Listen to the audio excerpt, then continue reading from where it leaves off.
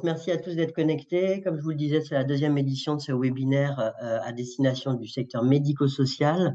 On avait fait une première édition en juin l'année dernière qui s'intitulait Premier pas sur les services socles. L'idée, c'est de balayer avec vous vraiment à 360 tous les sujets du Ségur numérique, tous les services socles, les financements, les calendriers, les échéances à venir pour l'année 2024.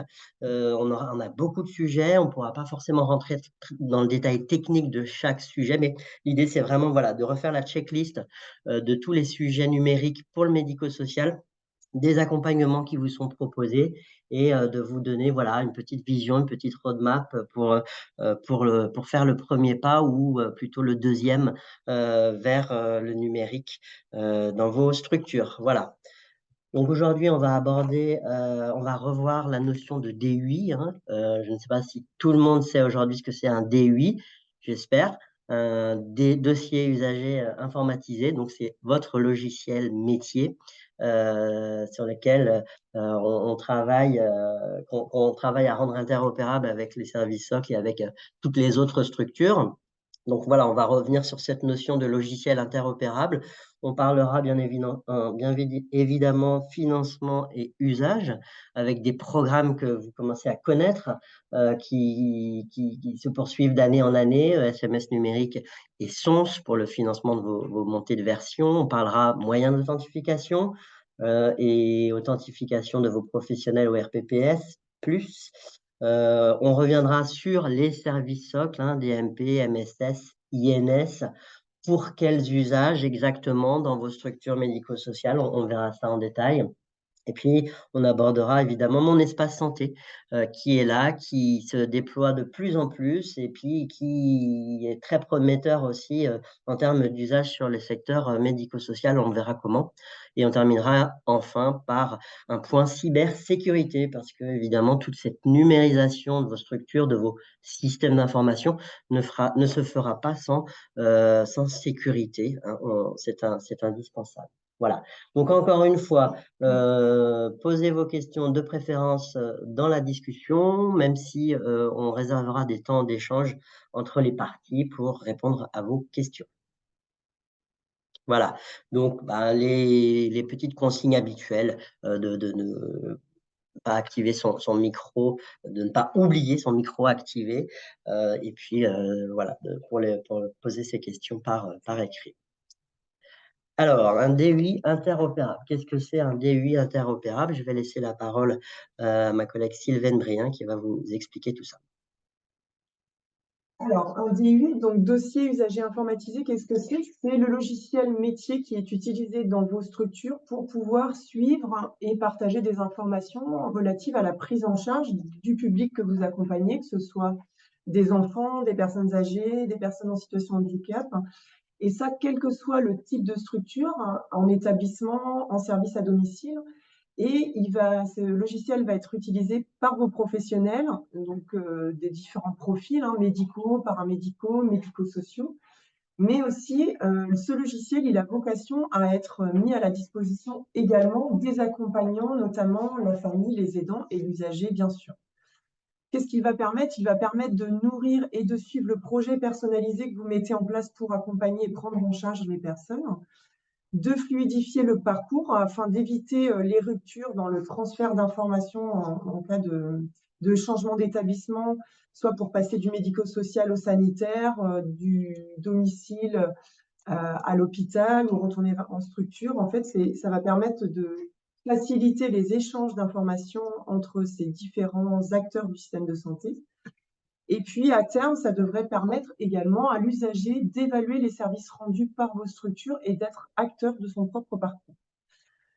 Pourquoi on parle d'un DUI interopérable? Eh bien, c'est parce qu'avec l'intégration des référentiels et des services socles dans ce logiciel métier, on va permettre aux données de santé qui sont liées à la prise en charge de la personne d'être échangées, partagées avec l'ensemble des partenaires et avec l'usager lui-même via Mon Espace Santé dont on parlera tout à l'heure.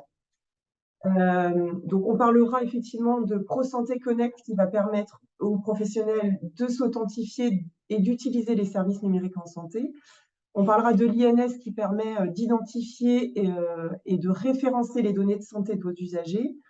On parlera également de la messagerie sécurisée qui permet d'échanger entre professionnels de santé des données de santé, du dossier médical partagé lui-même intégré dans Mon Espace Santé qui me permettra de consolider toutes ces informations sur le parcours de la personne qui seront mis à disposition à la fois des professionnels qui ont accès au dossier médical partagé, mais aussi de l'usager via Mon Espace Santé.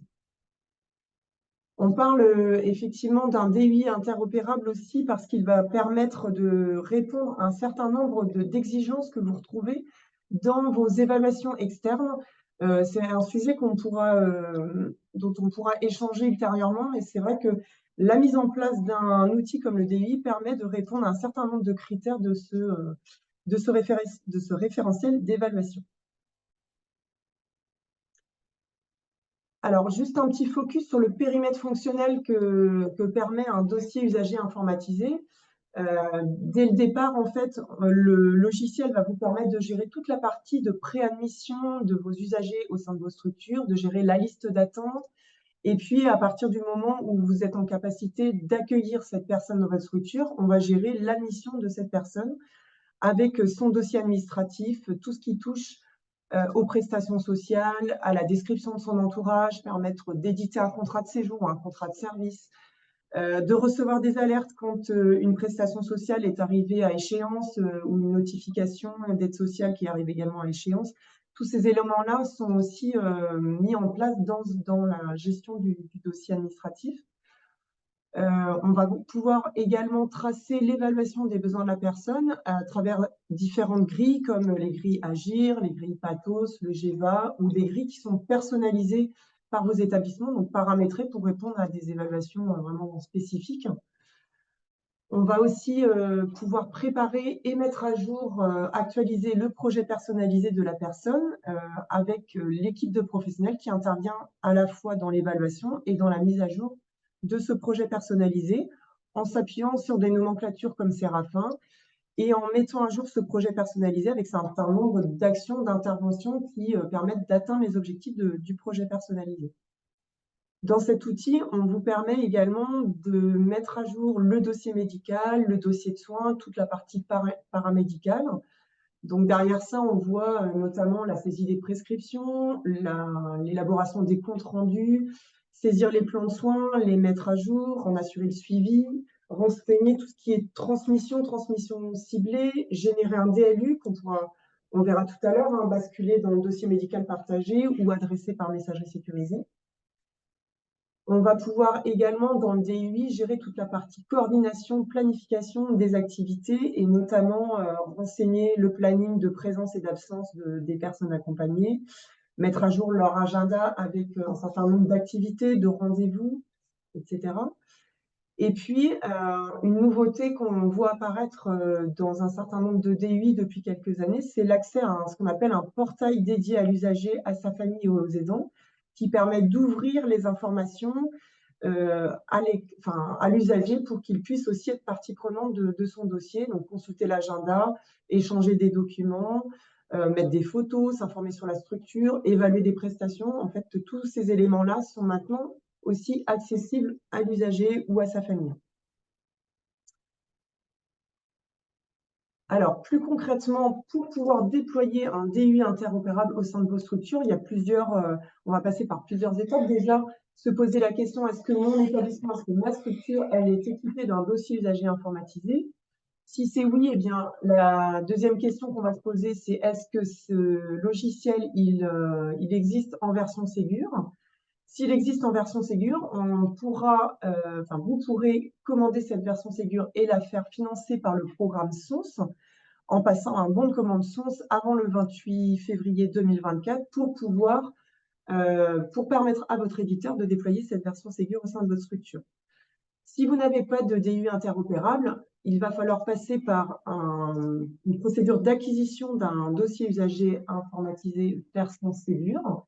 De la même façon, si le DUI dont vous disposez ne permet pas d'avoir une version Ségur, il faudra aussi penser à le renouveler et à acquérir forcément ce DUI version Ségur et à la déployer.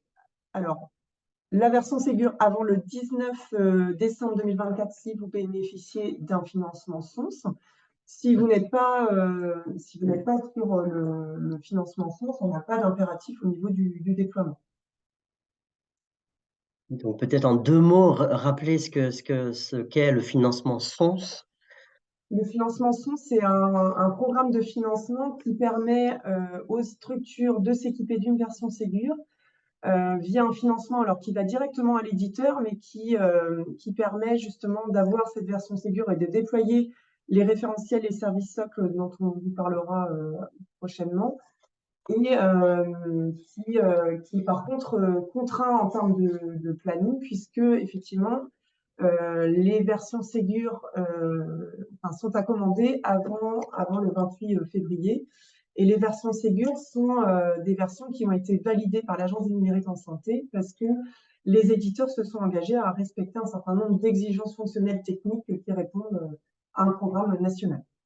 Voilà, donc là, c'est vraiment un point important de prendre contact avec votre éditeur pour se renseigner, pour passer une commande SONS qui permettra de mettre à jour votre logiciel dans une version interopérable et communicante avec tous ces services SOC. Donc voilà, il y a une échéance un petit peu forte avant le 28 février 2024 pour vraiment prendre contact avec votre éditeur et passer cette commande de mise à jour qui sera financée directement par l'État, hein, à votre éditeur pour votre compte. Il y a une question dans le chat là, sur des délais qui sont plus courts, qui sont imposés par certains éditeurs. Alors, effectivement, ça peut être le choix aussi de certains d'entre eux qui, pour éviter de se retrouver confrontés à on va dire, un goulot d'étranglement sur le dépôt des bons de commande SONS, vont imposer des délais un peu plus contraints. Mais c'est vrai que les dates officielles, en tout cas pour déposer les bons de commande, c'est bien le 28 février 2024. Alors, il faut dire aussi que ces dates ont été reculées un petit peu. Donc, c'est pour ça peut-être que vous avez une communication de votre éditeur vous indiquant de passer commande avant mi-janvier, je crois, c'était jusqu'à présent.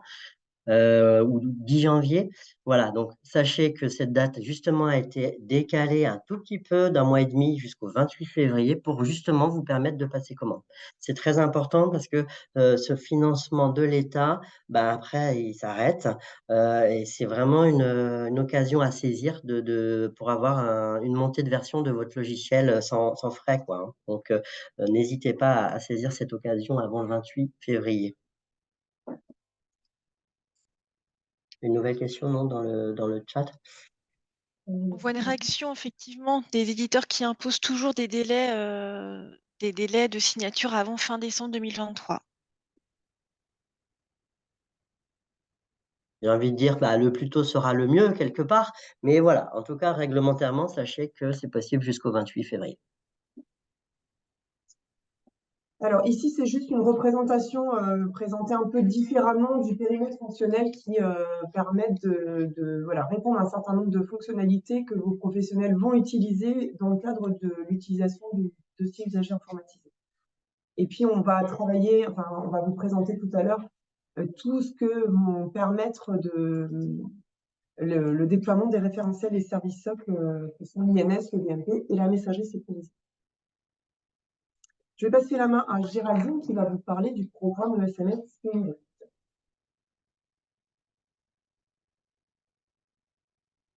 Merci Sylvaine. Alors parmi les participants, certains d'entre vous doivent déjà nous connaître, donc je m'excuse par avance si certaines informations sont redondantes, mais c'est aussi intéressant de pouvoir orienter nos discours sur les futurs participants et acteurs qui, on l'espère, répondront aux appels à projets qui restent à venir sur l'année 2024 et 2025. Donc, je vais vous en parler juste après. Donc là, pour commencer, l'idée, c'était de vous donner une synthèse un petit peu d'un projet type en région que nous avons pu financer sur le programme SMS numérique sur l'année 2023. Donc, comme on le disait, hein, ce programme, il a commencé en 2021 et il s'achèvera fin 2025 avec un appel à projet diffusé en général autour de la mi-janvier et qui englobe l'année, hein, parce que ce sont des candidatures qui globalement s'effectuent jusqu'à la mi-septembre de la même année. Et là, globalement, ce qu'on peut noter, c'est que sur l'année 2023, sur les régions, un projet type était composé de 18 établissements ou services sociaux, médico-sociaux, Donc, vous savez, en tout cas, sinon on peut le redire pour les nouveaux, pour postuler au programme SMS numérique, il faut pouvoir se constituer en grappe d'établissements sur un idéal de 15 établissements ou services. On parle de finesse géographique lorsqu'on parle d'établissement ou de service. Donc, c'est ce projet en fait qu'on a pu financer, donc c'est vraiment toute région confondue, hein, bénéficie en moyenne d'une subvention aux alentours de 300 000 euros, 312 000 euros exactement, donc toujours sur des financements qui englobent la possibilité d'avoir un forfait sur du matériel pour pouvoir équiper vos établissements de tout ce qui peut être tablette, PC, Wi-Fi ou smartphone, notamment lorsque vous êtes acteur du domicile. Et je crois savoir que vous êtes un certain nombre présents aujourd'hui avec nous. Donc ça fait partie des forfaits possibles de matériel. Et bien entendu, un forfait qui est lié à l'acquisition du dossier usage informatisé lorsque vous êtes sur l'acquisition du DUI, ou un accompagnement pour un financement aux usages par rapport à des cibles à atteindre concernant les services socles, messagerie sécurisée notamment, et DMP, dont on parlera un peu plus loin dans le webinaire. Donc, plus de la moitié des établissements étaient sur des montées de version. Donc, ça veut dire déjà en acquisition d'un dossier usager qui convient, qui répond aux besoins, pour lequel on souhaite la fameuse version Ségur interopérable. Une grande majorité des établissements étaient plutôt de statut privé non lucratif, et avec une grosse majorité d'établissements sur le champ PH, un peu plus de 40%.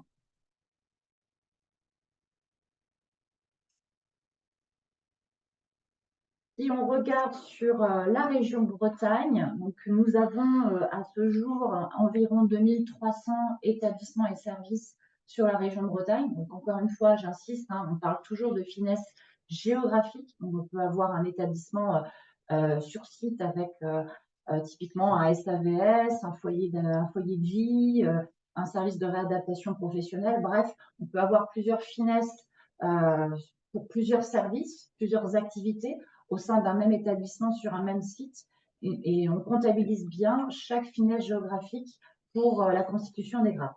Et donc là, sur ce tableau, ce que l'on peut vous dire aujourd'hui, c'est que depuis le début du programme, nous accompagnons environ 944 précisément établissements et services.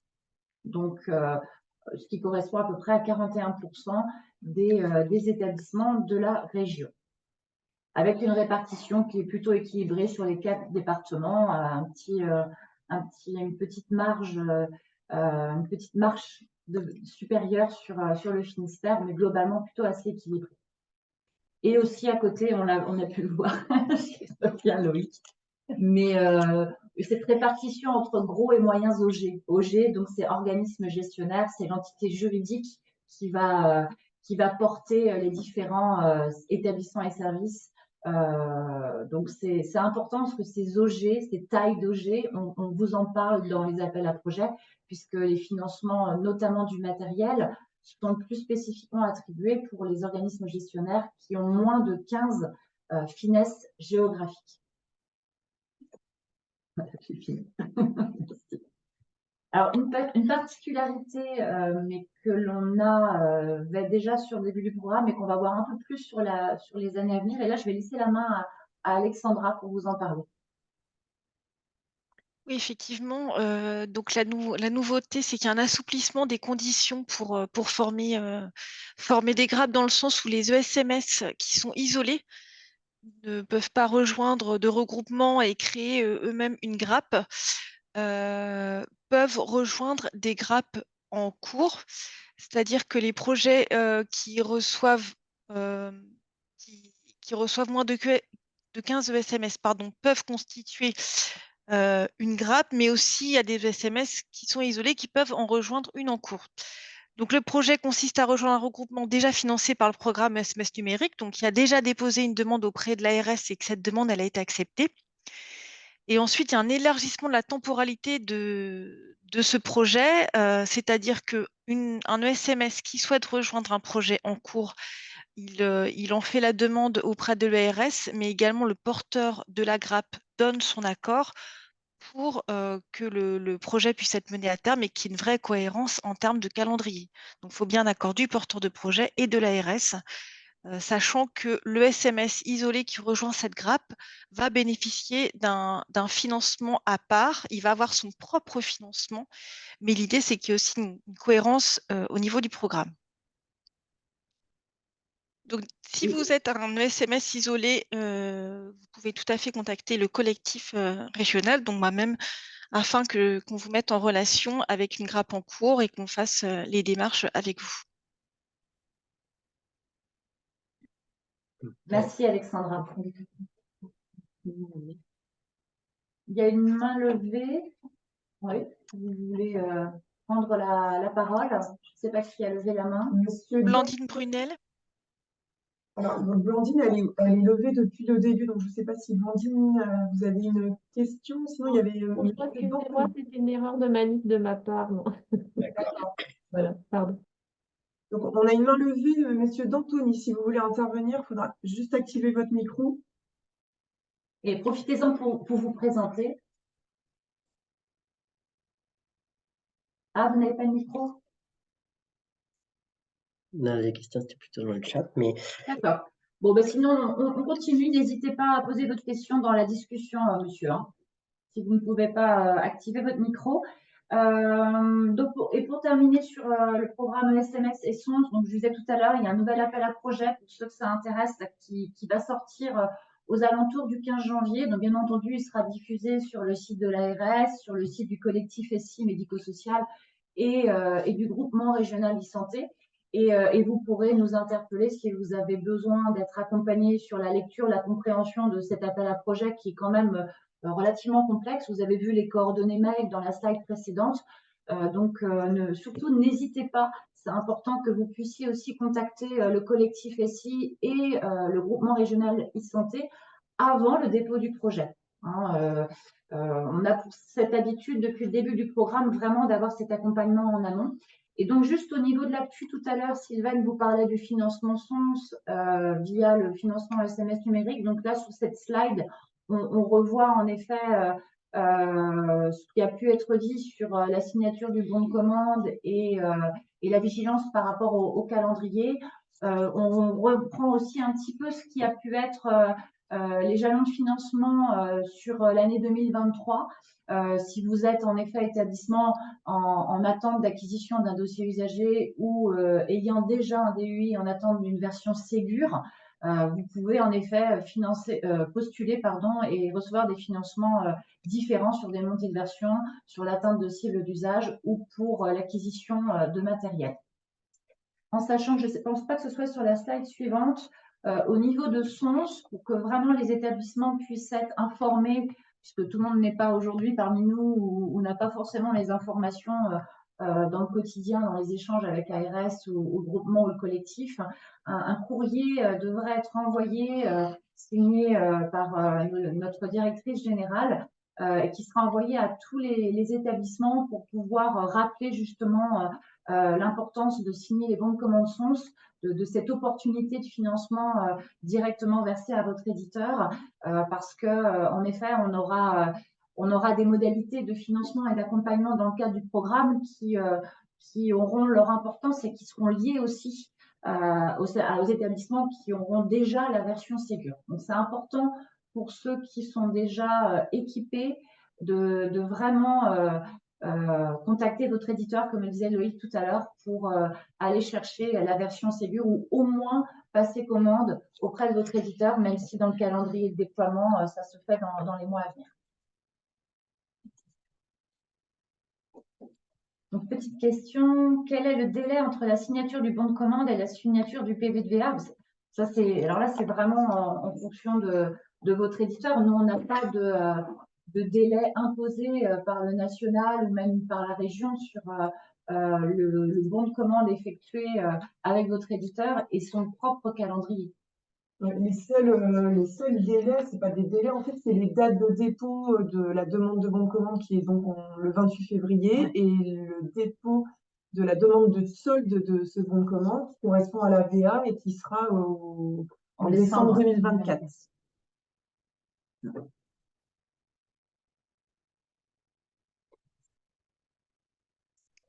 Alors, on va parler moyens d'identification électronique maintenant avec Aurélia, puisque pour accéder à ces logiciels interopérables et communicants qui traitent de la donnée de santé, eh ben, il va falloir s'authentifier un petit peu plus, de façon un petit peu plus sécurisée. Donc, Aurélia, tu as la parole. Ouais. Donc, du coup, les moyens d'identification électronique, on connaît bien, c'est en effet pour accéder à certains services du numérique. On a besoin de prouver notre authenticité, de prouver qui on est et notamment qu'on est professionnel de santé et qu'on a du coup le droit d'accéder à ces téléservices qui sont soumis forcément à des droits d'accès. Pour ce faire, on a mis en place donc, 2 types d'authentification qu'on appelle des authentifications fortes, qui sont les cartes CPI et les certificats serveurs. Donc, pour que vous compreniez bien, les cartes, c'est des cartes nominatives. Donc, c'est des cartes de professionnels de santé, de professionnels d'établissement ou de professionnels en formation.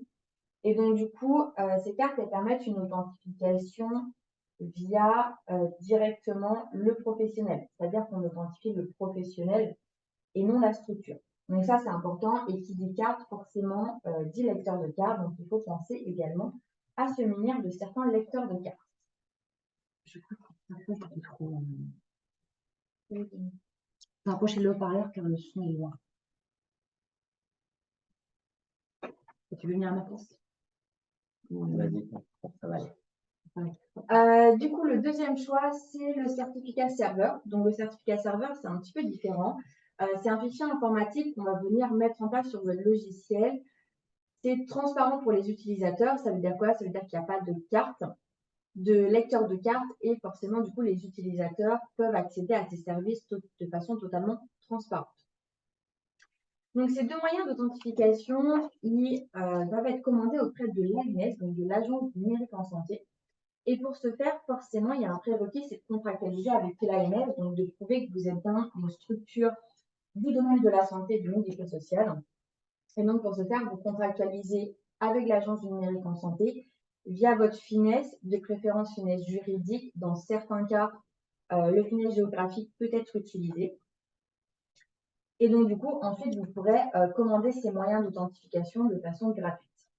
Donc, pour faire ces démarches, n'hésitez pas à nous contacter pour réaliser un petit peu ces démarches administratives et vous accompagner. OK, je vais essayer de parler un petit peu plus fort. Donc, concernant les actualités sur cette partie moyens d'identification électronique, on en a 2 principales. La première, c'est que vous pouvez maintenant déclarer les administrateurs techniques directement via le bon de commande source. Donc, les administrateurs techniques, pour ceux qui ne savent pas ce que c'est les personnes qui vont être en charge de commander les certificats dont je viens de vous parler à l'instant. Donc, maintenant, quand vous signez votre bon de commande source avec votre éditeur, vous pourrez directement commander, du coup, déclarer vos administrateurs techniques à travers le petit tableau que vous voyez à l'écran. Petite remarque, vous pouvez commander des certificats uniquement sur le finesse juridique via ce procédé-là. Et pour les établissements qui déclarent des administrateurs mais qui n'ont pas encore contractualisé avec l'ANS, cette demande sera mise en attente jusqu'à ce que l'établissement contractualise avec son finesse juridique. Ensuite, la deuxième actualité, c'est le portail Mes habilitations. Vous en avez peut-être entendu parler. C'est un nouveau portail qui vient de sortir, donc qui a été mis en place par l'ANS. Donc, son but à ce portail-là, c'est de mettre en place un portail qui permette de gérer les habilitations qui sont liées à la fois pour le certificat logiciel et également pour la déclaration des gestionnaires RPPS+, donc on en parlera juste après.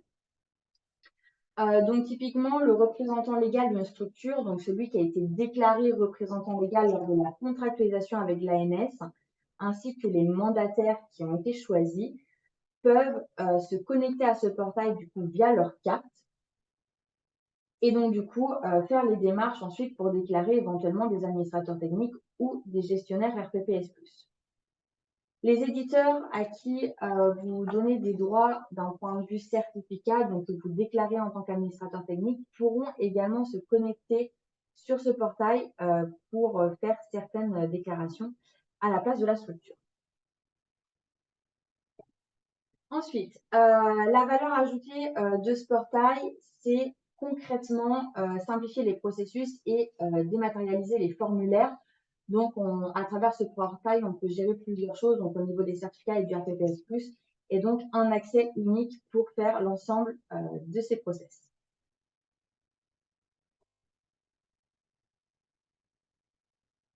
Ok, du coup, le RPPS+, donc je viens de vous en parler un petit peu, mais concrètement, qu'est-ce que c'est pour ceux qui ne le savent pas? Le RPPS, c'est le répertoire partagé des professionnels de santé. Ce répertoire, il va s'ouvrir en fait à de nouveaux professionnels. Ça veut dire quoi? Ça veut dire que historiquement, on avait le RPPS pour les professionnels à ordre, on avait le référentiel ADELI pour les adéliciens, donc tout ce qui va être ergothérapeute, psychologue, etc.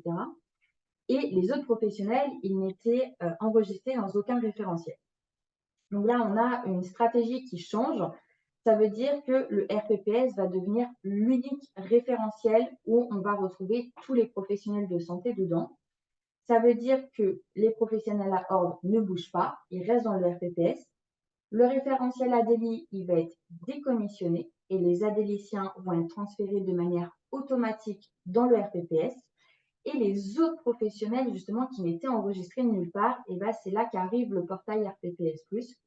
Ça veut dire que les employeurs, donc notamment les représentants légaux des différentes structures, vont faire la manipulation d'aller enregistrer ces professionnels dans le RPPS pour qu'ils soient du coup enregistrés dans ce répertoire et qu'ils puissent bénéficier notamment de moyens d'authentification et d'accès à certains services. Du coup, dans ce RPPS+, il y a différents rôles. En effet, on parle d'accès à des services. Donc, nous, derrière, il faut qu'on puisse régir l'accès aux différents professionnels. Donc, on a différents rôles. On en a 6 aujourd'hui.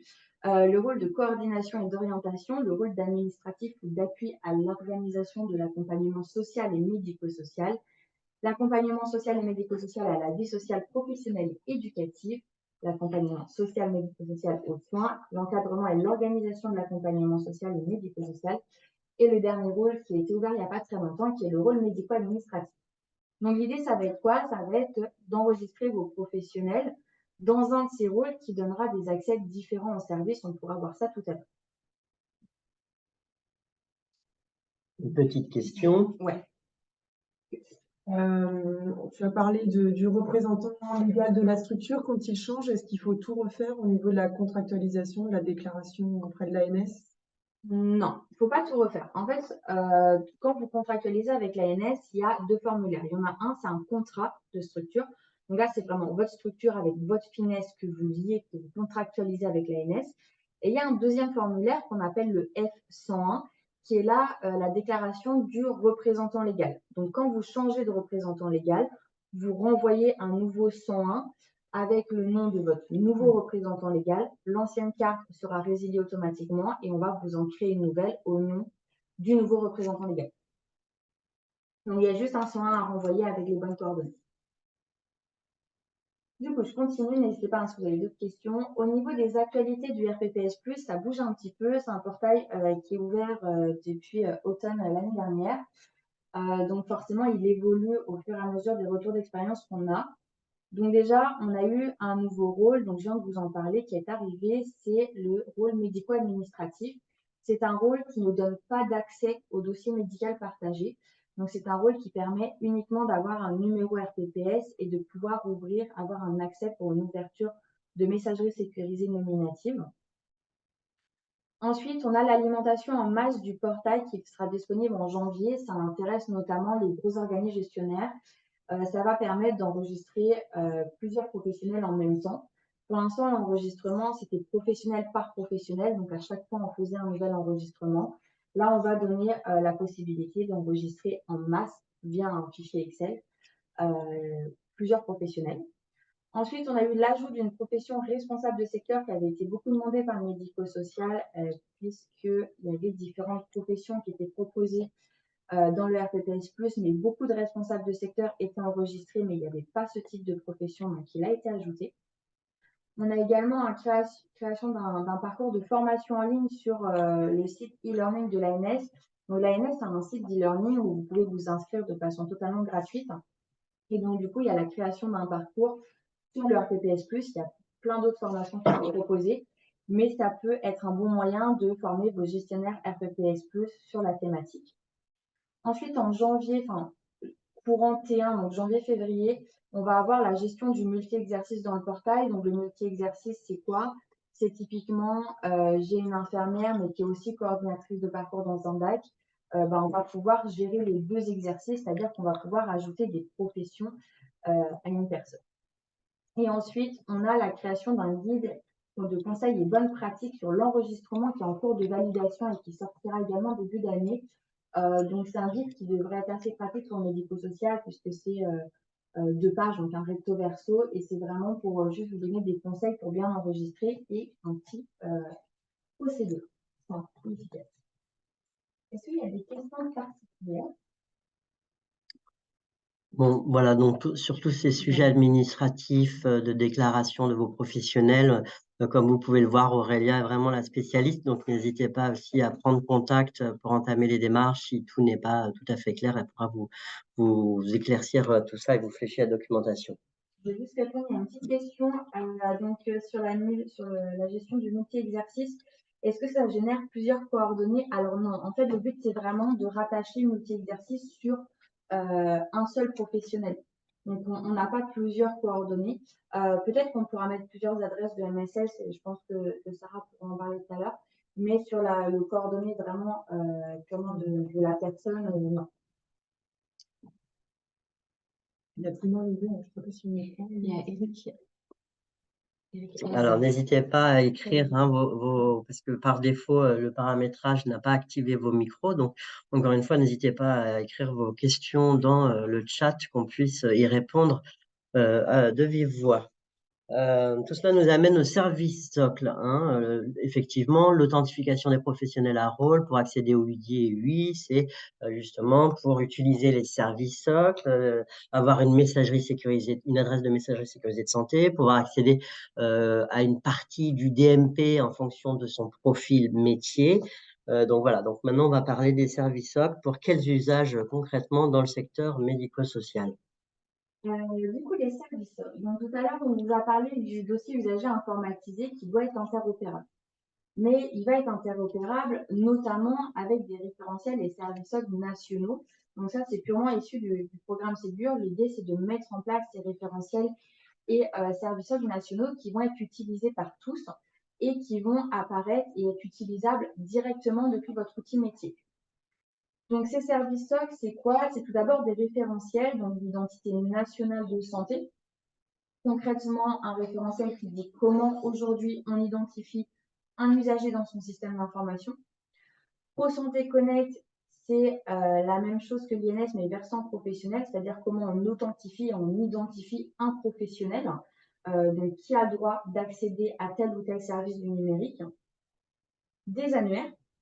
Donc, on a des annuaires, notamment les annuaires des professionnels. On vient d'en parler, c'est le RPPS, mais également des structures de santé, donc des personnes morales avec des FINES.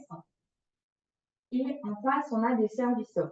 Donc, des services SOC, on rentrera dans le détail tout à l'heure, mais on a notamment la messagerie sécurisée de santé et le dossier médical partagé. Et ensuite, bien évidemment, qu'on va venir s'appuyer sur d'autres services du numérique que vous connaissez sûrement, qui sont la e-prescription et les services du numérique de coordination que vous connaissez, notamment en Bretagne, Mobility, Goualem, etc. Donc, on commence. Donc, l'idée, c'est pas d'être exhaustif, mais c'est de vous donner une petite idée sur comment on met à place ces services SOC. Et le premier, ça va être du coup l'identité nationale de santé que vous connaissez pour beaucoup sous l'acronyme d'INS. Donc, concrètement, c'est quoi? Avant l'INS, on n'avait pas de référentiel qui nous disait comment on doit identifier un usager dans notre système d'information. Le problème que ça posait, c'est qu'il y avait des divergences de saisie d'identité. C'est exactement ce que vous avez à gauche avec l'étiquette avant l'INS. Typiquement, vous, en tant que structure, vous pouvez très bien dire saisir une identité, mais ce n'était pas forcément l'identité qui était saisie chez d'autres professionnels. Par exemple, chez un médecin libéral, on pouvait très bien utiliser le nom d'usage, alors que dans un établissement sanitaire, on va plutôt utiliser le nom de naissance. Et donc, forcément, quand ces personnes vont vouloir partager de la donnée ou discuter entre eux sur un même usager, on va avoir des problèmes de saisie et de divergence d'identité, ce qui va créer notamment ce qu'on appelle des doublons et des collisions. Donc, doublons, c'est quand on a deux dossiers pour une seule et même personne, et la collision, c'est l'inverse. On a un dossier pour plusieurs usagers. Et donc, du coup, forcément, ça peut induire des problèmes dans la prise en charge des personnes. Et donc, du coup, comme on a un programme Ségur qui arrive et qui dit, bah, nous, on veut échanger et partager de la donnée, et bah, forcément, il faut qu'on ait une base commune. Et cette base commune, c'est l'identité de la personne sur laquelle on veut partager de la donnée. Et donc, cette base commune va être représentée maintenant par l'INS. Donc, l'INS, il faut bien se dire que c'est une réglementation qui est obligatoire depuis le 1er janvier 2021. Et le but, c'est de mettre une identité unique et pérenne qui est partagée par tous les acteurs. Ça veut dire que le but de cette INS, c'est d'enregistrer exactement de la même manière un même usager, peu importe dans le système d'information dans lequel on est, chez son médecin traitant, dans sa structure médico-sociale ou lorsqu'il est pris en charge dans un hôpital. Donc, on veut vraiment une identité unique pour tout le monde. Cette INS, elle est composée de plusieurs choses. Elle est tout d'abord composée d'un matricule INS. Vous reconnaîtrez assez rapidement sa forme. Il s'agit du numéro de sécurité sociale, sauf dans le cas des enfants où c'est leur futur numéro de sécurité sociale. L'OID, je vais passer très vite parce que c'est vraiment pas quelque chose que vous utiliserez au quotidien. C'est tout simplement la structure qui a affecté donc le NIR ou le NIA, donc la structure qui a affecté le numéro de sécurité sociale. Le nom de naissance, la liste des prénoms de naissance, la date de naissance, le sexe et le code de naissance, ce sont ce qu'on appelle les 5 restricts de l'INS. Donc concrètement, le but, ça va être de qualifier une identité qui va constituer un prérequis pour utiliser les autres services qu'on va vous présenter juste après. Et concrètement, très rapidement, comment on qualifie l'identité? On a deux choses à faire. On contrôle l'identité de l'usager à partir d'un justificatif d'identité à haut niveau de confiance. Donc, les justificatifs d'identité, ce n'est pas n'importe lesquels, ils sont listés de façon très précise dans le référentiel national d'identité-vigilance. Donc, je ne vais pas tous les lister parce qu'on a pas mal de cas particuliers maintenant pour le médico-social, mais n'hésitez pas à revenir vers nous pour avoir la liste exhaustive. Donc, ça, c'est la première chose. Et la deuxième chose, c'est d'ailleurs récupérer ou vérifier l'INS par le biais du téléservice INSI. Pourquoi? Parce que tout simplement, si on vous dit de saisir une identité, il y a très peu de chances pour que tout le monde saisisse la même chose. Donc, le but, c'est vraiment d'aller vous faire chercher dans les bases nationales, puisque si tous les acteurs vont chercher l'identité au même endroit, on est sûr d'avoir une identité commune. Donc, il y a un téléservice de façon très simple et très basique. Dans votre dossier usager informatisé, ça va être un petit bouton où on va cliquer, qui va aller chercher dans les bases nationales. Ça prend quelques secondes, c'est très rapide. Et normalement, c'est très simple d'utilisation. Et donc, du coup, ça veut dire quoi? Une fois qu'on a fait ces deux conditions, ça veut dire qu'on a une identité qu'on appelle qualifiée. Du coup, on a un haut niveau de sécurité pour cette identité et on va être autorisé à la partager et l'échanger avec nos partenaires. Voilà, donc si on récapitule, l'INS, c'est l'identité qui permet de sécuriser l'identité du patient dans le système d'information, dans le logiciel. Une fois qu'elle est qualifiée avec ce téléservice automatique par bouton, l'identité, elle est sûre, elle est qualifiée et dès lors, on peut échanger des données de santé sensibles entre professionnels. Très bien. Je vais juste répondre à une question. Du coup, avec l'INS, pourquoi avez-vous choisi de ne pas ajouter le nom d'usage pour notamment les femmes mariées? En effet, l'INS, dans l'INS, on n'a pas mis le nom d'usage, puisque c'est très strict et que le nom d'usage, il peut changer dans certains cas. Donc, du coup, on a mis ce qu'on appelle des traits complémentaires. C'est-à-dire que dans votre logiciel, vous aurez deux traits complémentaires que sont le nom utilisé et le prénom utilisé, qui là restent à votre main en tant que structure et vous pourrez saisir le nom d'usage, notamment pour les femmes mariées ou dans d'autres cas. Donc, vous aurez quand même des champs dans votre DUI qui vous permettront de saisir ces informations. Sur la mise en place de l'INS, assez rapidement, du coup, la première chose, c'est le volet organisationnel. Donc, typiquement, pour mettre en place l'INS, il va tout d'abord falloir identifier les professionnels qui sont impliqués dans cette étape et notamment nommer un référent. Ensuite, le but, ça va être d'informer et de sensibiliser les différents acteurs et de piloter la thématique, notamment en suivant les indicateurs et en suivant les difficultés potentielles. Les questions qu'on a souvent sur cette thématique-là, c'est qui doit qualifier les identités au sein de la structure. Donc souvent, c'est les personnes qui sont en charge de l'admission ou de la création du dossier quand la personne arrive dans la structure. Et est-ce qu'on doit conserver les justificatifs d'identité? Globalement, ce n'est pas obligatoire, mais beaucoup d'éditeurs mettent en place une façon sécurisée de conserver ces pièces-là. Donc, vous pouvez le faire, il faut juste respecter le RGPD et donc bien sécuriser ces pièces. Ensuite, le volet technique. Donc, le volet technique, il y a plusieurs prérequis. Forcément, d'avoir un DUI Ségur compatible, donc on vous en parlait tout à l'heure. Forcément, sinon, vous n'aurez pas l'option INS sur le logiciel. Effectuer des tests afin de vérifier la bonne implémentation de l'INS. Donc, quand on déploie un nouveau logiciel, on vérifie toujours le bon fonctionnement de l'outil.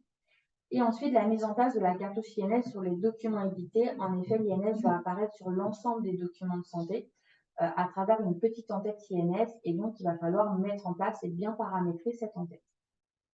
Les différentes questions, c'est quel type de données doivent être transmises avec l'INS. Toutes données de santé, mais au sens large, données sensibles. Donc, à partir du moment où vous éditez des données depuis votre DUI et que vous transmettez vers l'extérieur, ça doit comporter l'INS. Et les traits d'identité qu'on doit afficher à minima sur les documents. Au minima, on doit afficher donc le matricule NS, le nom de naissance, le premier prénom de naissance, la date de naissance et le sexe. Donc ça, c'est les 5 traits minima, mais vous pouvez en mettre bien plus. Le volet juridique, donc comme je le disais, l'INS est une réglementation et forcément, il y a un volet juridique à mettre en place.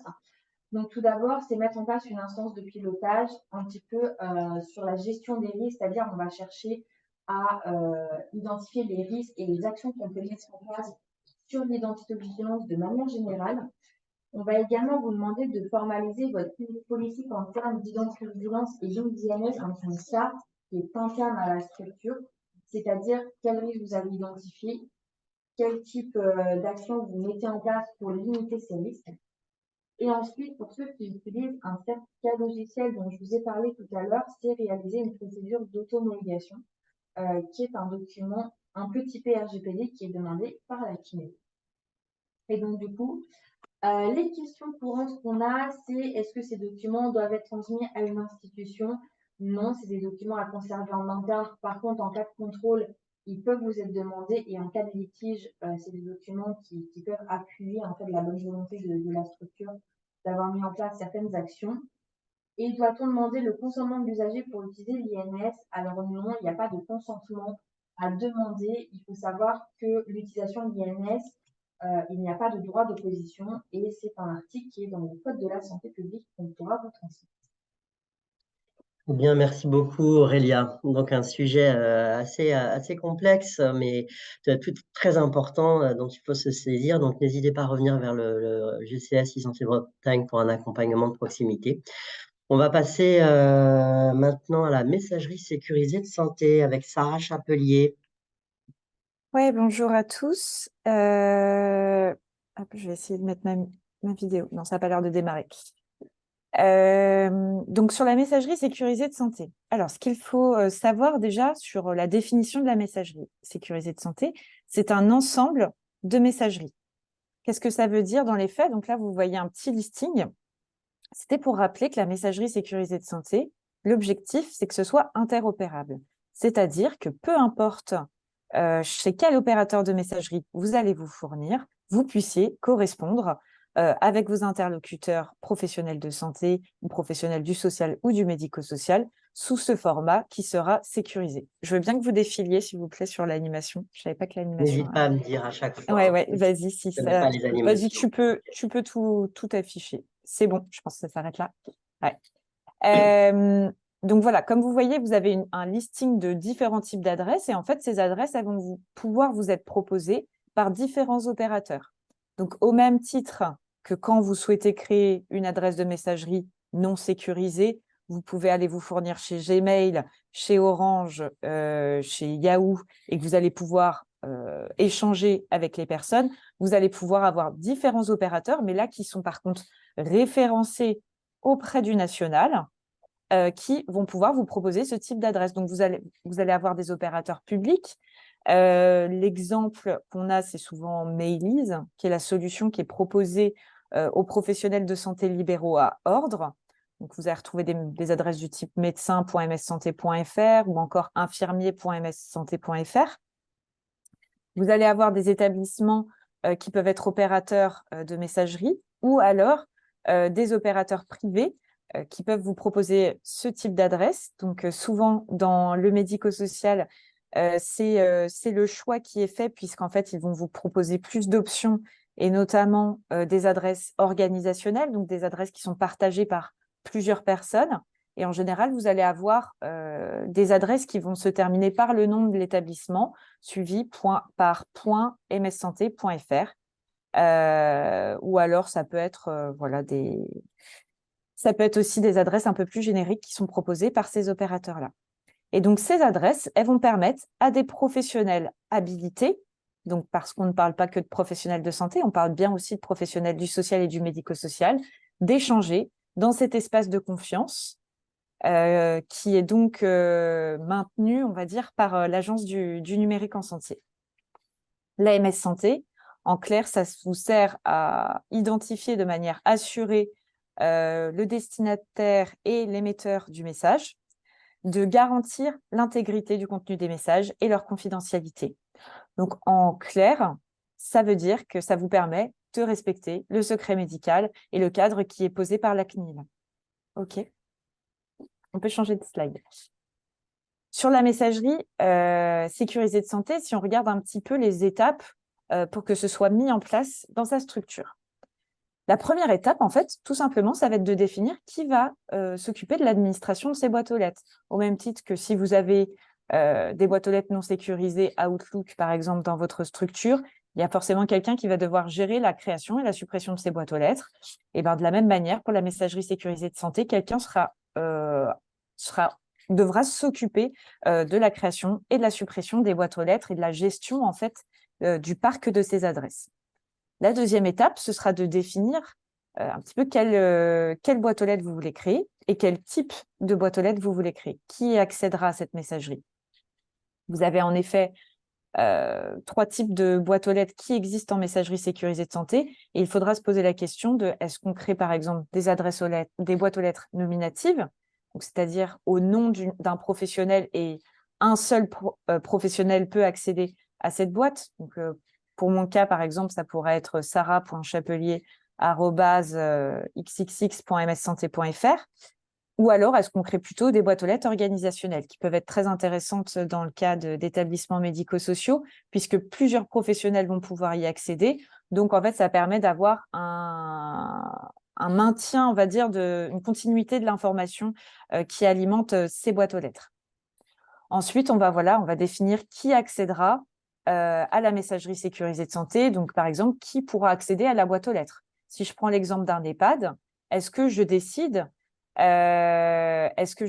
que ce sont l'ensemble des professionnels de santé, donc les IDE, le médecin qui accède à la boîte aux lettres organisationnelle et les aides-soignantes, ou est-ce que ce sera uniquement, par exemple, les IDE? Donc voilà, il y a ce type de questions à se poser.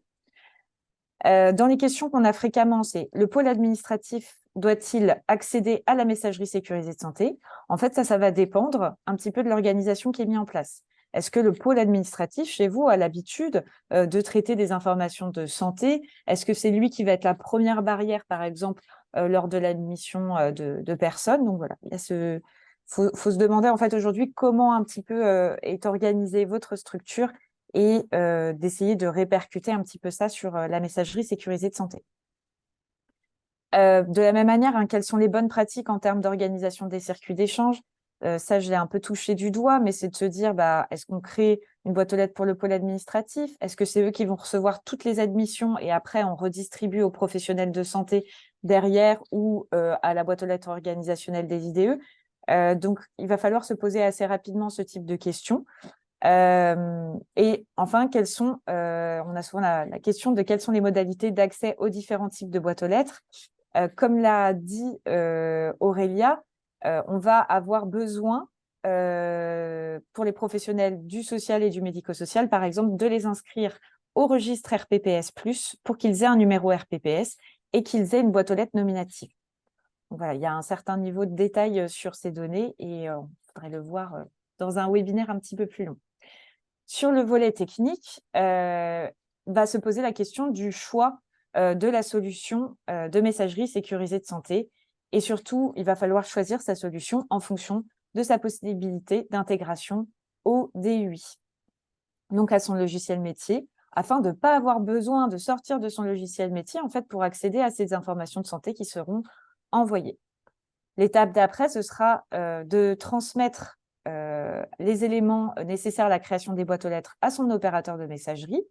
Donc, typiquement, si on a décidé que le médecin de l'EHPAD, par exemple, devait avoir accès à la messagerie sécurisée de santé, ce qui paraît logique, il va falloir transmettre des informations relatives à ce médecin, son nom, son prénom, donc des informations des données civiles, et également son numéro RPPS qui permet en fait de l'identifier comme un professionnel ayant le droit d'échanger via cette messagerie sécurisée de santé.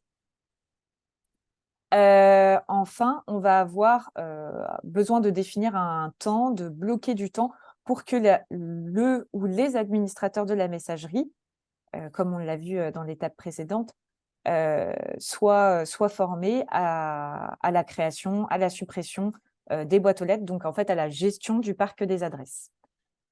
Donc, dans les questions fréquemment posées, il y a comment choisir ma future solution de messagerie sécurisée de santé. Donc, en effet, hein, il y a des contraintes de coût. Aujourd'hui, nous, on essaye de vous, comme l'a dit Christelle Rocher, aujourd'hui, on essaye de trouver en tout cas les meilleures, on va dire, solutions de messagerie sécurisée de santé pour qu'elles s'intègrent correctement à votre solution, à votre logiciel métier. Maintenant, en effet, c'est vrai qu'il y a ces contraintes de coût. C'est pour ça aussi qu'il est intéressant de se poser des questions sur l'organisation qu'on veut mettre en place et qui accède à la messagerie sécurisée de santé et peut-être d'y aller par palier, de se dire dans un premier temps, c'est intéressant que les professionnels de santé stricto sensu y accèdent, ou alors peut-être de se dire, bon, bah, voilà, ces personnes-là, elles reçoivent de l'information extrêmement sensible, donc il faut qu'on les équipe en priorité. Et après, une fois que les usages commencent à être bien en place dans la structure, on fait évoluer un petit peu le parc des adresses de messagerie.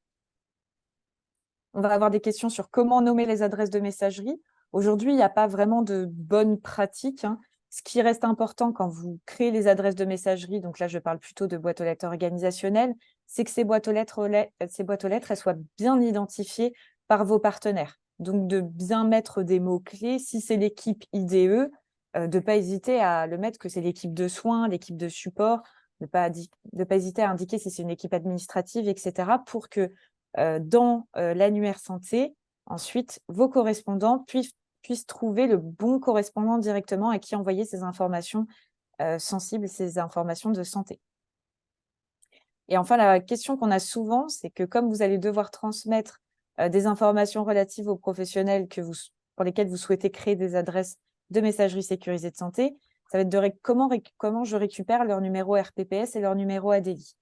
Eh bien ça, en fait, si ce sont déjà des professionnels à ordre ou des professionnels qui sont aujourd'hui au registre ADELI, vous allez pouvoir retrouver toutes ces informations sur l'annuaire santé, donc qui est l'annuaire qui vous est proposé par l'ANS, où vous allez retrouver toutes les adresses MS Santé qui sont enregistrées et qui sont déclarées en France. Enfin, sur le volet usage, la première étape, ce sera de définir les documents qui vont être envoyés par MS Santé. Et donc aussi le processus d'envoi qu'il y aura derrière. Ça va être de réfléchir un petit peu sur comment identifier les correspondants MS Santé, notamment grâce à l'annuaire santé. Donc là, vous avez une capture d'écran, vous pouvez voir un petit peu à quoi ça ressemble. Donc vous pouvez taper, par exemple, le nom d'un médecin et sa localisation, ou simplement chercher à une pharmacie et une localisation. Là, vous pouvez aussi mettre le nom de finesse, le numéro de finesse d'une structure, donc qui permet de répertorier l'ensemble des structures sur le territoire français. Et ensuite, vous allez pouvoir trouver toutes les adresses MS Santé qui sont rattachées soit à ce professionnel, soit à la structure en question. Une étape importante pour développer les usages aussi, après, ça va être de communiquer auprès des partenaires sur l'utilisation de la messagerie de santé, sécurisée de santé, par votre structure. En effet, si vous n'allez pas communiquer auprès de vos partenaires sur l'existence de ces adresses, je pense qu'il y a peu de chances que derrière, il y a des usages pérennes qui se créent, etc. Donc, il faudra avoir ces actions de communication et on peut vous aider aussi là-dessus en mettant en place, par exemple, un mailing à vos correspondants réguliers ou encore en indiquant bien vos adresses MS Santé dans vos signatures électroniques. Donc voilà, il y a plusieurs petites astuces comme ça à connaître. Alors, sur les questions fréquentes, comment connaître les adresses MS Santé de mes correspondants? Donc, on y a répondu. Et par quel moyen je peux communiquer sur l'utilisation de la MS Santé par ma structure? Donc, voilà, je disais mailing et renseigner peut-être dans la signature électronique. Je passe la main. Merci Sarah pour toutes ces précisions sur la MS Santé. Messagerie sécurisée, de santé a tendance un peu à disparaître au profit du social, au profit de... Enfin voilà, c'est vraiment messagerie sécurisée. Ok, on enchaîne du coup sur le dossier médical partagé qui est du coup le dernier service qu'on verra aujourd'hui.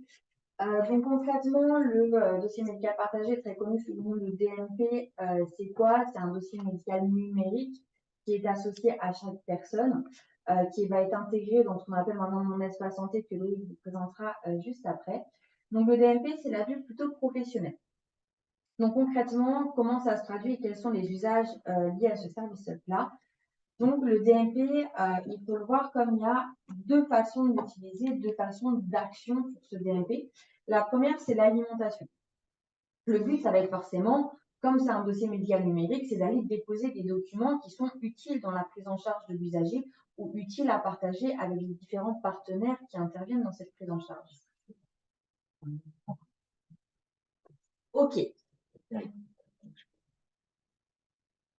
Je vais parler un petit peu plus fort. Du coup, premier brique, donc alimentation. Donc, le but, ça va être vraiment d'alimenter ces documents-là. Donc, il y a deux prérequis techniques. C'est les certificats serveurs dont je vous parlais tout à l'heure. Donc, ça va être vraiment des certificats qui vont permettre aux documents de s'alimenter dans le dossier médical partagé. Donc, comme j'ai dit tout à l'heure, c'est des certificats à commander auprès de l'Agence du numérique en santé. Ensuite, le deuxième prérequis, et je le disais également tout à l'heure, ça va être de qualifier l'INS de vos usagers. Donc, l'INS de vos usagers, on va qualifier avec les conditions qu'on a vues tout à l'heure, et c'est la clé d'entrée dans le dossier médical partagé, c'est-à-dire sans qualification des identités, vous ne pourrez malheureusement pas alimenter le DMP de vos usagers. Ce qu'il faut retenir de cette alimentation, c'est qu'elle peut être de deux types. Elle peut être automatique ou manuelle. On a mis en place une alimentation automatique. Pourquoi? Pour éviter en fait des clics aux utilisateurs, du temps du coup aux utilisateurs et aux professionnels de santé. Donc le but, ça va être vraiment que ces documents, que certains types de documents puissent être alimentés et poussés de manière automatique dans ce DMP. La deuxième action que vous pouvez faire sur ce service-là, c'est la consultation. Donc, c'est bien, on a alimenté ce dossier médical partagé, mais il est aussi alimenté par d'autres structures ou d'autres professionnels. Et donc, potentiellement, vous avez peut-être besoin d'être de l'autre côté et de récupérer de l'information qui a été déposée. Et donc là, ça va être de consulter. On va aller chercher de l'information qui ont été déposées par d'autres professionnels dans le dossier médical partagé afin d'avoir des informations qui peuvent être utiles sur la prise en charge. Donc, des prérequis techniques, ça sera bientôt disponible sur votre D8. C'est ce qu'on appelle la vague 2 du Ségur. Donc, ça arrivera un petit peu plus tard. Et en attendant, il y a ce qu'on appelle le web DMP, qui est le site du code dmp.fr. La consultation se fait uniquement par carte, puisque c'est nominatif. C'est un professionnel qui va consulter, pas une structure. Du coup, l'accès au DMP est forcément nominatif et restreint par rapport à la profession du professionnel. Tous les professionnels n'auront pas une vue sur l'ensemble des documents dans le DMP, mais c'est bien la profession, le type de profession de du professionnel qui permettra d'avoir plus ou moins d'accès sur les différents types de documents. Ensuite, souvent il y a une question sur, en tant que structure médico-sociale, quel type de document moi j'ai intérêt à alimenter, qu'est-ce qui peut être utile pour l'usager ou les autres professionnels. Du coup, on vous a mis une petite liste qui n'est non exhaustive. Donc, typiquement, on va retrouver les lettres de liaison d'entrée en structure sociale ou médico-sociale, mais également les lettres de liaison à la sortie, le DLU, donc le dossier de lésion d'urgence, la synthèse psychiatrique et le bilan psychologique, le bilan de santé et de prévention de l'enfant. Et pour les documents médico-administratifs qui peuvent être ajoutés au DMP dans le but d'améliorer la prise en charge et notamment le suivi des parcours, Ça va être tout ce qui est évaluation, projet personnalisé, très important, attestation d'hébergement, attestation de sortie, fiche de contact d'urgence, autorisation de soins et actes non usuels sanitaires, et également l'attestation de carte vitale et attestation d'assurance complémentaire. Donc, c'est vraiment une liste non exhaustive, mais c'est pour vous montrer que vous aussi, vous avez un intérêt d'aller alimenter ces documents qui sont utiles pour les partenaires et pour les personnes accompagnées. Voilà, donc on vous communiquera le support de présentation à l'issue du webinaire, donc vous pouvez regarder ça calmement. Alors, tous ces accès justement à ces documents déposés dans le DMP, dans mon espace santé, ils sont soumis à une matrice d'habilitation qui détermine ce à quoi vous avez le droit d'accéder en fonction de votre profil professionnel. Donc, la matrice d'habilitation d'accès au DMP pour le médico-social vient de sortir. Elle a été étendue au médico-social. Donc, maintenant, on sait clairement quel type de professionnel médico-social aura accès à quelles données. C'est bien ça? C'est ça. En fait, forcément, comme je disais tout à l'heure, la consultation, c'est régi par rapport à la profession. Et donc, forcément, tout à l'heure, on a dit qu'il y avait différents types de professionnels du médico-social qui allaient rentrer dans le RPPS pour avoir justement accès à ces services socles.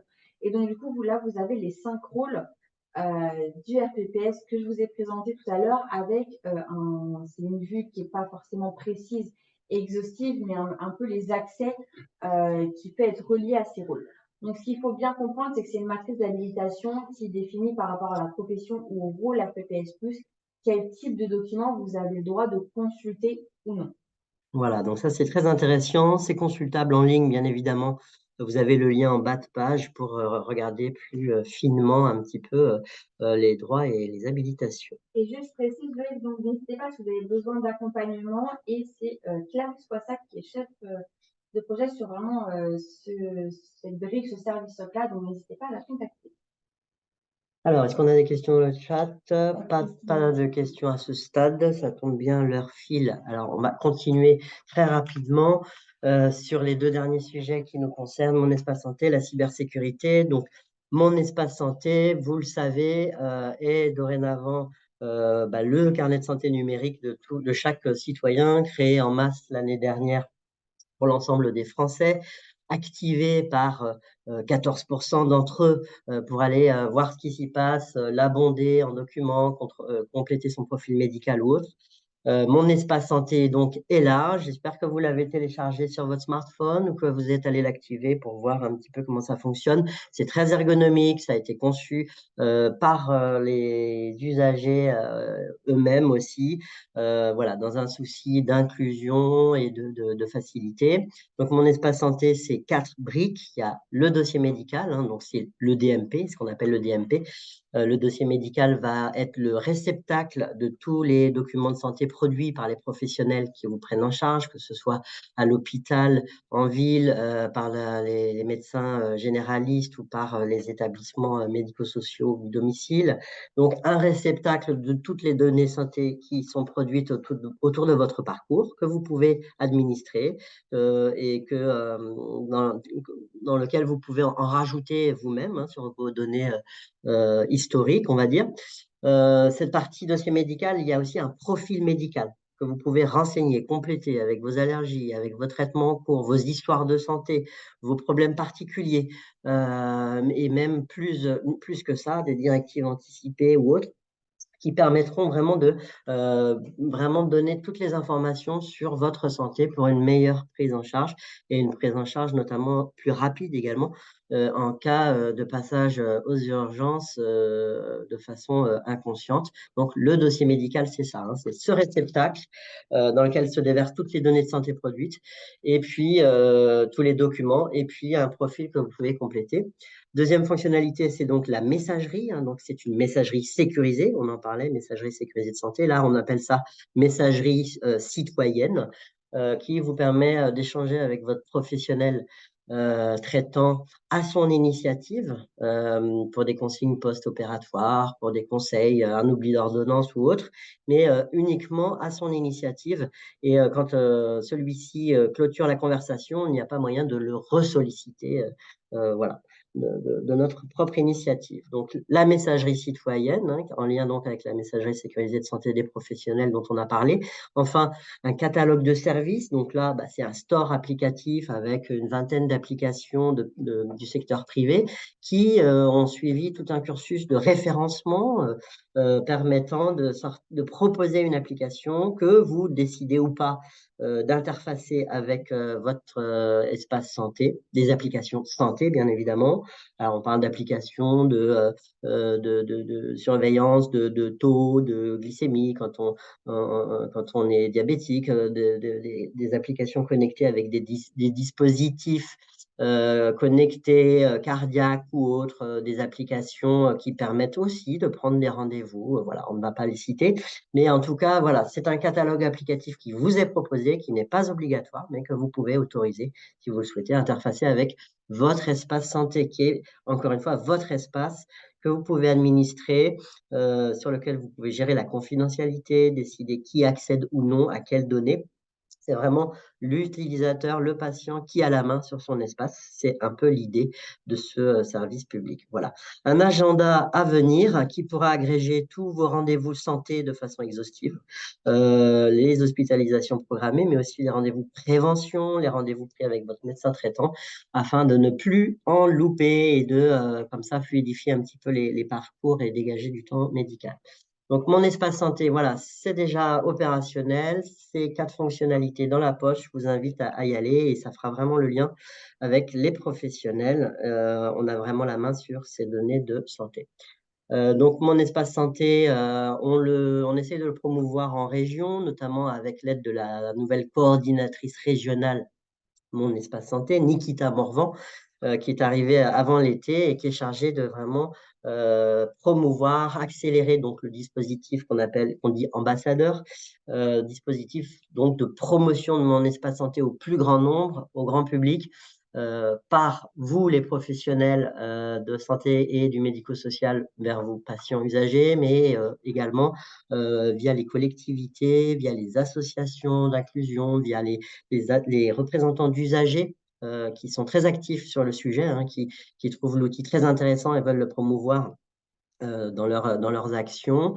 Donc voilà, ça accélère la promotion de Mon Espace Santé. Le médico-social commence à s'y intéresser aussi fortement, puisqu'on a vraiment des perspectives intéressantes pour faire du lien entre les structures, les usagers, leurs familles, entre l'intramuros et, on va dire, l'extramuros. Voilà, Mon Espace Santé, c'est un outil formidable. Il va falloir réfléchir à ce qu'on en fait dans le secteur médico-social, comment on le promeut. En tout cas, on est là pour vous accompagner à sa bonne compréhension. Donc, le GCS peut former vos professionnels à bien comprendre Mon Espace Santé, à s'en saisir, afin déjà que vous soyez en capacité vous-même aussi d'en parler à vos résidents, à vos usagers, et voilà, le déployer un petit peu comme ça dans un premier temps. Voilà, donc tout cela sera consolidé. Un contact Nikita Morvan, vous avez son mail en bas de page à gauche. N'hésitez pas à la contacter si vous voulez mettre en place des actions ou mutualiser des choses. Elle pourra répondre à votre demande. Ouais. Petite parenthèse qui témoigne de l'intérêt du médico-social sur Mon Espace Santé, une expérimentation poussée par le national, par l'ANS et puis instruite, on va dire, et accompagnée par les ARS en région. ESMS pilote Mon Espace Santé. Donc, il y avait un appel à projet qui était ouvert, qui est clos depuis le 31 octobre. Nous avions 3 candidats à sélectionner. Nous avons eu 12 candidatures déposées, donc 3 sélectionnés.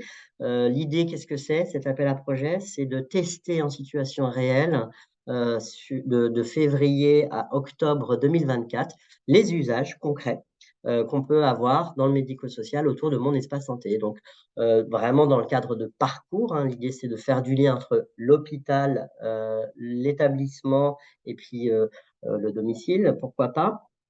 avec mon espace santé. Donc voilà, on a trois candidats qui ont été sélectionnés. On commencera les travaux en février afin de vraiment tracer à la route pour bien savoir comment on va se saisir de mon espace santé sur le médico-social. Voilà, donc à surveiller donc en 2024, les cas d'usage vont arriver.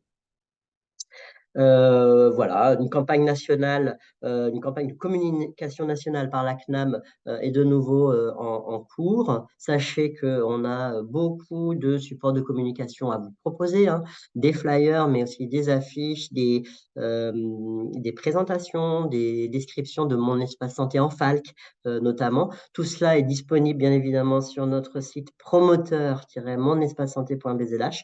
On peut vous faire livrer même des flyers si vous en souhaitez. N'hésitez pas, encore une fois, à prendre contact pour tout cela. Voilà. Une petite question. Alors, une petite question sur mon espace santé. Cette affaire serait remontée dans les instances collectives. La question, pardon? La question de Laura Le Douaret. Oui. Je souhaite savoir s'il y aura un retour de cet appel à projet, je suppose, remonté dans les instances collectives. Oui, absolument, hein. Donc, au fil de l'eau et de l'expérimentation, hein, des retours d'expérience intermédiaires sont programmés. Il y a un suivi très fin avec les 3 candidats qui seront sélectionnés qui est prévu. Et bien évidemment, on partagera ces retours d'expérience extrêmement intéressants avec l'ensemble de la communauté de diverses façons. Absolument, ouais, ouais. L'idée, c'est vraiment de partager à tous, en effet. Voilà, on arrive à la partie cybersécurité, Lionel. 1h moins Oui. 5. Eh ben, on va essayer de faire très vite. Alors déjà, ce que je voulais vous partager oralement sur la partie cybersécurité, c'est un constat des risques cyber. Alors non seulement au niveau national, mais également, ça touche forcément également la Bretagne, et ça touche toutes les structures, à la fois sanitaires, et j'ai presque envie de dire surtout médico-social, parce qu'aujourd'hui, le médico-social est entre guillemets un peu le parent pauvre, hein, en termes de cybersécurité. Alors, le constat qu'on peut déjà faire, c'est qu'au niveau de toutes les structures sanitaires et médico-sociales, du coup, on a déjà des équipes en termes de sécurité des systèmes d'information qui sont largement sous-dimensionnées. Regardez, faites le test, regardez au sein de vos structures qui est en charge de la sécurité des systèmes d'information au sein de vos établissements. Et vous verrez que les équipes sont très, très minces. Il y a également une grande hétérogénéité des applications administrées, de plus en plus d'applications au sein de vos systèmes d'information. Et donc, c'est compliqué justement pour ces équipes déjà en déficit de les administrer et donc de les sécuriser. Et puis, il faut savoir que les applications que vous mettez en place au sein de vos établissements, ils ne sont pas forcément tous bien développés. Il y a des solutions qui peuvent être vulnérables, à la fois des solutions métiers, hein, typiquement un DUI, mais également des infrastructures, des firewalls qui ne sont pas à jour. Et ces trous dans la raquette entraînent forcément un effort permanent, justement, des mises en sécurité, à la fois logicielle et matérielle. Ce constat, finalement, il est simple à voir en live, hein, tous les jours. C'est une montée en puissance des attaques cyber. On a vu Brest, on a vu Rennes, on a vu Saint-Renan, on a vu le CHBA, et puis on a vu également maintenant quelques structures médico-sociales. Donc, par rapport à ça, quelle réponse on peut vous apporter au niveau régional, puisqu'aujourd'hui, au niveau national en tout cas, il n'y a pas un vrai programme médico-social sur la cybersécurité.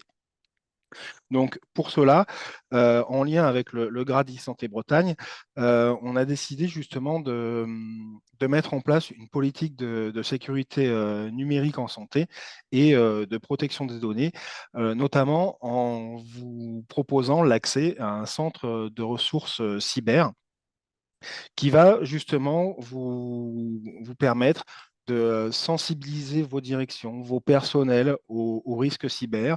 Il va y avoir également des actions d'animation au niveau régional, comme par exemple un partage de retours d'expérience, un partage de pratiques, des actions de mutualisation en région, de la fourniture de documentation, hein, je pense au guide cyber pour les ESMS. Donc voilà, on va vraiment mettre en œuvre une offre régionale de services qui va être dédiée aux établissements sanitaires et médico-sociaux. Cette offre, elle sera prête au niveau du centre de ressources de cybersécurité du GRAD, et on va venir vous la présenter lors d'un webinaire début 2024. Donc, en tout cas, sur le mois de janvier 2024, vous allez normalement recevoir le Save the Date sous peu. Et puis, en termes de sensibilisation de la cybersécurité, on va vous proposer, on vous a proposé dans le cadre du parcours Ségur, des ateliers de sensibilisation à la cybersécurité. Donc, à la fois pour les établissements, les ESMS en GRAP et les ESMS hors GRAP, vous pouvez, sans a priori, contacter directement le groupement régional e-santé Bretagne. Vous avez le petit mail qui s'affiche sur la slide. Et n'hésitez surtout pas, justement, à demander des actions de sensibilisation de la cybersécurité au sein de vos structures. Et puis, c'est assez nouveau. Ça fait partie d'un des objectifs 2024 qu'on s'est fixé en région. C'est de réaliser des exercices de crise. Donc, la réalisation des exercices de crise a été obligatoire pour les établissements sanitaires dès 2023. Aujourd'hui, on souhaite justement que les établissements médico-sociaux puissent en profiter. Ça fait partie également des actions de sensibilisation, hein, puisque ça sensibilise directement la direction de l'établissement. Il faut forcément que la direction de l'établissement participe à cet exercice de crise pour que vous vous rendiez compte finalement que il y a des gros trous dans la raquette, que l'ESI, c'est un véritable gruyère, et que finalement, les risques d'attaque sont vraiment réels. Du coup, on va voilà, vraiment commencer ces exercices de crise dès 2024 sur des OG qui ont participé à ESMS numérique sur 2021 et 2022, et qu'on va contacter très rapidement. Super, merci Lionel. En termes de sensibilisation, il y a beaucoup de choses qui sont faites. N'hésitez pas à revenir vers le GRAD. Voilà, c'est un sujet qui sera vraiment développé en début d'année prochaine. Merci beaucoup Lionel. J'accélère parce que je vois que tout le monde a faim et commence à se déconnecter. On voulait juste récapituler un petit peu la checklist des choses à faire dans l'ordre prioritaire. Voilà, s'engager dans un programme de financement pour avoir une version logicielle compatible de SMS numérique ou SONS avec un délai fort sur SONS avant le 28 février. Vous l'aurez compris, on l'a bien répété. Deuxième étape, contractualiser avec l'ANS et commander les moyens d'authentification. Troisième étape, s'occuper de l'INS pour sécuriser l'identité du patient dans votre logiciel. Quatrième étape, le DMP, commencer à le consulter, à l'alimenter, autant que faire se peut, même si voilà, l'ergonomie sera là en vague 2 avec voilà, une implémentation complète dans vos logiciels métiers, à condition d'avoir une version compatible Ségur, hein, bien entendu. Donc, d'où là, ça nous ramène au point 1. Et en 5, surtout s'équiper d'une messagerie sécurisée afin de pouvoir commencer voilà, à échanger de façon sécurisée par mail et abandonner les bonnes vieilles adresses Gmail. Voilà donc un petit peu la checklist qu'il faut retenir. On vous transmet le support à l'issue du webinaire. Là, vous avez une petite carto des accompagnements sur tout le territoire proposé par le GRAD e-santé.